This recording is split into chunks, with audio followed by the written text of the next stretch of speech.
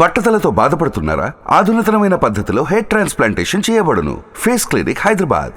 Hi hello welcome to Suman TV. నేను మీ Roshan. Present నాతో పాటు నాగార్జున రెడ్డి అంబటి. అదేనండి మన అర్జున్ అంబటి. Hi Arjun darling. నిజంగా నాకైతే చాలా హ్యాపీగా ఉంది. బిగ్ బాస్ నుంచి బయటకు వచ్చిన వాళ్ళు ఒకప్పుడు బిగ్ బాస్కి వెళ్ళి చాలా ఆఫర్స్ రాకుండా, మూవీస్ చేయకుండా చాలామందిని చూసాం. బట్ ఇప్పుడు ఒక 2-3 సీజన్స్ నుంచి బిగ్ బాస్లో నుంచి బయటకు వచ్చిన ప్రతి ఒక్కళ్ళు కూడా బాగా బిజీ అయిపోతున్నారు, మంచిగా మూవీస్ చేస్తున్నారు. అండ్ మళ్ళీ వాళ్ళు ప్రమోషన్స్కి ఇమీడియట్గా ఛానల్స్లోనే కనిపిస్తున్నారు. ఇండస్ట్రీ లైఫ్ ఎప్పుడు ఒకలా ఉండదు, అప్స్ అండ్ డౌన్స్ ఉంటాయి. బట్ బిగ్ బాస్ నుంచి బయటకు వచ్చిన తర్వాత చాలామంది అనుకున్నారు తమిళనాడులో విజయ్ సేతుపతి ఎలానో తెలుగులో మనకి అర్జున్ అంబటి అలా కనిపిస్తుంది. ఐ థింక్ ఎందుకని లైఫ్లో వెరీ సాఫ్ట్, కామ్, చాలా సెన్సిటివ్ ఇలా ఇలా ఉంటామని చెప్పి నేను కొంత విన్నాను. అంటే ఒకటి డార్లింగ్, టాలెంట్ కన్నా డిసిప్లైన్గా ఉండడం వల్ల వచ్చిందని నేను నమ్ముతాను. కూసింత లక్ కూడా ఉంటుంది కదా. లక్ ఇంకా తట్టలేదు. తట్టకుండా బిగ్ బాస్కి వెళ్ళొచ్చావా? బాస్కి వెళ్ళాలంటే లక్ తట్టాలా? అడిగినప్పుడు నో అని చెప్పేసాను ఫస్ట్. అంటే ఈ రెడ్డి అనేది మీకు ప్లస్ అయిందా, మైనస్ అయిందా? ఏంటి మీ ఫ్యామిలీ బ్యాక్గ్రౌండ్ ఏంటి అసలుకి? ఫాదర్ ఒకప్పుడు డిస్ట్రిబ్యూటర్. ఒక సినిమా కొన్నాం, పిలిస్తే పలుకుతా అని కోటరంకి. కృష్ణా గుంటూరు 2 డిస్ట్రిబ్యూషన్ తీసుకొని ఫుల్ లాస్ అయింది. యాక్చువల్లీ పుష్పలో రోల్ చేయాలి కదా క్యారెక్టర్ మన జయల్ రెడ్డి అనుకున్నా. ఫస్ట్ టైం ఒకటి రిగ్రెట్ అయిందంటే ఫస్ట్ టైం దీనికి బాగా పడింటే లైఫ్ చేంజ్ అయిపోయింది. 2019 మెమరబుల్ మూమెంట్. లవ్ మ్యారేజ్ అడాలి చిన్నగా ఇంతే సిగ్గుపడుతుంది. ఏదైనా సినిమాలు కౌంట్ పెంచుకుంటూ పోవాలి ఇయర్కి. ఏదైనా పర్వాలేదు, క్యారెక్టర్ వస్తే చాలు, చేసామా నెక్స్ట్ సినిమా ఒప్పుకుందామా ఇలా అనుకుంటున్నావా? లేకపోతే సెలెక్టివ్గా ఉండాలి, మంచి కథ ఉండాలి, నాకు ఒక పేరు రావాలి? ఈ తిప్పి సముద్రం కూడా అలాంటిదేనా కాదా? అంటే ఇది చాలా చిన్న సినిమాలు ఫేస్ చేసే ప్రాబ్లం ఇది. మనం అనుకున్న 100% అవుట్పుట్ 10% అయిపోద్ది. బట్ అర్జున్లో మస్తు షేడ్స్ ఉంది అని బిగ్ బాస్కి వెళ్ళిన తర్వాత తెలిసింది. చాలా రియాలిటీగా ఉన్నావా, రియల్గా ఉన్నావా? 365 days 24/7 ఉండలేరు కదా జనం. చాలామంది ఇంటర్వ్యూ చూసిన తర్వాత ఈ కటౌట్ చూసి నిన్ను చూసి ఈ అబ్బాయి ఏంటో అనుకున్నాం, ఈ అబ్బాయి ఇదా 10 years తర్వాత కూడా ఇండస్ట్రీ అంటే ఇంకా ఏంటో కూడా పెద్దగా తెలియదు. హానెస్ట్గా మాట్లాడుకుంటే ఎప్పుడైనా అనిపించిందా వాట్ ఈజ్ లైఫ్ అంటే ఏమర్థమైంది? వాట్ ఈజ్ లైఫ్ అంటే ఇంకా వాట్ ఈజ్ లైఫ్ అంటే ఏంటో కూడా తెలియకుండా అబ్బాయి బతుకుతాడు ఇండస్ట్రీలో. ఇలాంటి అబ్బాయికి లైఫ్ ఏంటి అయ్యా? Hi hello welcome to Suman TV. నేను మీ రోషన్. ప్రజెంట్ నాతో పాటు నాగార్జున రెడ్డి అంబటి. అదేనండి మన అర్జున్ అంబటి. సో మాట్లాడేద్దామా? Hi Arjun darling. Bigg Boss తర్వాత ఇప్పుడు ప్రత్యక్షం అయ్యావు మళ్ళీ. ఇప్పుడు అర్థమైపోయిందా సినిమాలు చేస్తే ప్రమోషన్స్కి రావాలి, అప్పుడు తప్పించుకున్నా ఇప్పుడు తప్పించుకోలేవు, ఇప్పుడు తప్పించుకున్నా ఎప్పుడు తప్పించుకోలేముగా, ఎప్పుడో ఒకసారి మీడియా ముందుకు మనం రావాలి. అట్లా ఏం కాదు డార్లింగ్. హౌస్ నుంచి బయటకు వచ్చాక చూసే వైఫ్ ప్రెగ్నెంట్ కదా. ఓకే.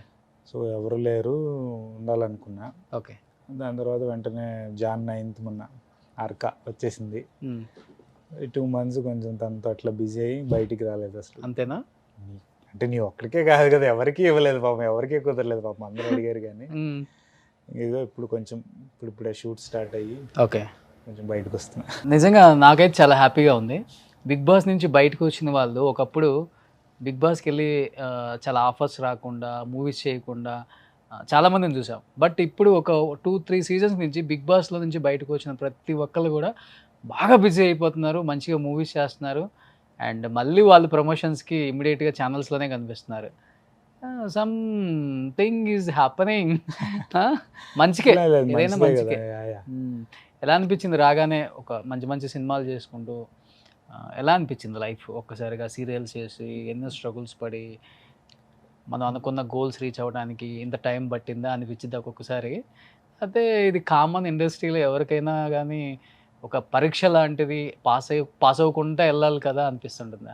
అంటే ఇండస్ట్రీ లైఫ్ ఎప్పుడు ఒకలా ఉండదు, అప్స్ అండ్ డౌన్స్ ఉంటాయి. సో ఎవరికైనా ఏదో అంటారు కదా, అదృష్టం ఒకసారి గట్టిగా తలుపు తడితే తప్ప సక్సెస్ అయిన వాళ్ళు చాలా, సక్సెస్ రేట్ తక్కువ అని, కానీ అలా అని ఫెయిల్ అయిన వాళ్ళు చాలామంది అనేం లేదు. లైఫ్ అంటే ట్రై చేస్తుంటే ఎవరికొకళ్ళకి వస్తూనే ఉంటుంది, కాకపోతే ఏం రావట్లేదు అని చెప్పి అలా లేకుండా ట్రై చేస్తూ ఉంటే లైఫ్ బాగుంటుంది. బట్ బిగ్ బాస్ నుంచి బయటకు వచ్చిన తర్వాత చాలా మంది అనుకున్నారు తమిళనాడులో విజయ్ సేతుపతి ఎలానో తెలుగులో మనకి అర్జున్ అంబటి అలా కనిపిస్తాడు. అంత సీన్ లేదు కానీ మంచి పెప్పర్ సాల్ట్ లుక్ లో కనిపిస్తాడు. చేద్దాం. చూడు ఇప్పుడు జోష్ వచ్చింది అర్జున్లో. నువ్వు మరీ విజయ్ సేతుపతి గారితో పోలిస్తే అంతే కదా, ఆ కట్అవుట్ ఉంది కదా. చెయ్యాలంటే టీవీ కాకముందు కూడా చేసా. ఫస్ట్ ప్రాజెక్ట్ వచ్చి అర్ధనారి, దానికి అప్పుడు నంది అవార్డు కొంచెం అప్పుడు బజ్ ఉంది, కానీ సెకండ్ ప్రాజెక్ట్ కొంచెం అంతే మంచిది, అప్పుడు గ్రాప్ చేయలేకపోయాను. బికాజ్ ఆఫ్ ప్రొడ్యూసర్స్ దొరక్క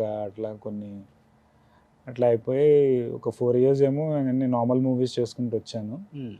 తర్వాత టీవీకి వచ్చా.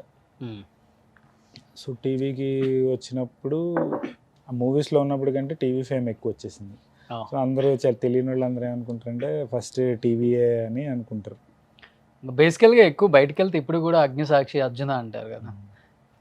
చేసింది కూడా 2, కానీ ఏదో 10 ఏళ్ళ నుంచి 20 ఏళ్ళ నుంచి టీవీలో ఉన్నట్టు అనుకుంటా ఉంటారు. చాలా తక్కువ మందికి వస్తుంది అది ఆ రికగ్నిషన్ కూడా. గ్రేట్ కదా అది. గుడ్. అండ్ ఎస్పెషల్లీ ఇంకా నా వరకు అయితే స్మాల్ స్క్రీన్ బిగ్ స్క్రీన్ అని లేదు, క్యారెక్టర్ బాగుండి మంచి వర్క్ అయితే, ఇంట్రెస్టింగ్ వర్క్ అయితే ఎక్కడైనా ఒకటే. దేవత కూడా చేశారు కదా. యా మన సుహాసిని. సో దేవత, అగ్నిసాక్షి అంతే. అండ్ తర్వాత బిగ్ బాస్, తర్వాత కొడితే సినిమాలు తిప్పు సముద్రం. చూద్దాం, లైన్ ఆఫ్ ఉన్నాయి ఇయర్.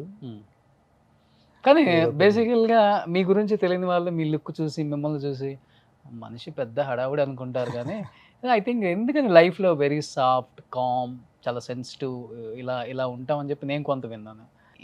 ఎప్పుడు ఎక్కువ ఏ షేడ్ ఉంటుంది మనలో? కామ్ ఉంటా, కానీ నా వర్క్ నేను ఏదో చూసుకొని వెళ్ళిపోతాను. హడావుడి ఇష్టం ఉండదు. అంటే ఒకటి డార్లింగ్, నేను నమ్మేది ఏంటంటే హార్డ్ వర్క్ ఒకటి, and discipline is very important అని నమ్ముతాను ఇండస్ట్రీలో. ఎందుకంటే నేను ఇప్పుడు నేర్చుకున్నావా వేరే వాళ్ళ దగ్గర నుంచి చూసి నేర్చుకోవాల్సి వచ్చింది? ఫస్ట్ మూవీ నుంచే కొంచెం పెద్ద యాక్టర్స్ అందరితో చేశాను.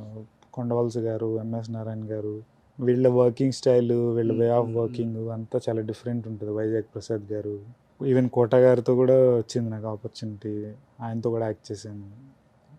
సో వీళ్ళందరి నుంచి చూసి నేర్చుకుంది ఏంటంటే అప్పుడులో డిసిప్లిన్ అండ్ వర్క్ డెడికేషన్ బాగుండేది. చెప్పేవాళ్ళు మ్యాక్సిమం 70-80% వీళ్ళందరూ చెప్పే ఒక నార్మల్ మాట ఏంటంటే డిసిప్లైన్, పని పట్ల డెడికేషన్ ఉంటే నీకు ఎప్పుడోకప్పుడు ఆపర్చునిటీ తలుపు తడుతుంది అబ్బాయి అనేది. నేను ఇన్నేళ్ళు ఇందులో ఇండస్ట్రీలో సర్వైవ్ అవ్వడానికి కారణం టాలెంట్తో పాటు డిసిప్లైన్, టాలెంట్ కన్నా డిసిప్లైన్గా ఉండడం వల్ల వచ్చిందని నేను నమ్ముతాను. కూసింత లక్ కూడా ఉంటుంది కదా. లక్ ఇంకా తట్టలేదు, తడుతుందని కోరుకుంటున్నాను. తట్టకుండా బిగ్ బాస్కి వెళ్ళొచ్చావా? బిగ్ బాస్కి వెళ్ళాలంటే లక్ తట్టాలా? ఆఫ్ కోర్స్, ఎంతమంది ట్రై చేస్తున్నారు, చాలా మంది ట్రై చేస్తున్నారు కదా.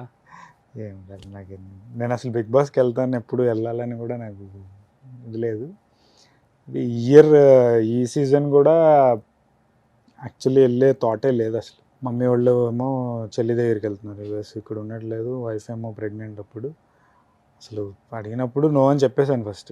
సుమన్ టీవీలో మీ పర్సనల్ అండ్ బిజినెస్ ప్రమోషన్స్ కోసం కింది నెంబర్కి కాంటాక్ట్ చేయండి.